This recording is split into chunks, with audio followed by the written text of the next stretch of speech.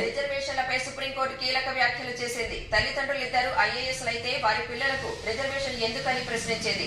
పరిస్థితులు ఇలాగే కొనసాగితే రిజర్వేషన్ల నుంచి ఎప్పటికీ బయటపడలేమని వ్యాఖ్యానించింది. తల్లిదండ్రులిద్దరూ కర్ణాటక ప్రభుత్వ ఉద్యోగులు కావడంతో క్రీమీ లేయర్ ఆధారంగా తనకు రిజర్వేషన్ నిరాకరించడాన్ని సవాలు చేస్తూ ఓ వ్యక్తి దాఖలు చేసిన పిటిషన్ పై జస్టిస్ బివి నాగరత్న నేతృత్వంలోని ధర్మాసనం విచారణ చేపట్టింది.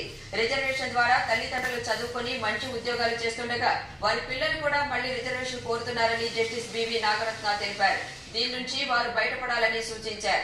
రిజర్వేషన్లతో లబ్ధి పొందిన తల్లిదండ్రులు ఒక స్థాయికి వచ్చాక పిల్లలకు రిజర్వేషన్ మినహాయించడాన్ని ప్రశ్నిస్తే ఎలా అని జస్టిస్ బివి నాగరత్న ప్రశ్నించారు.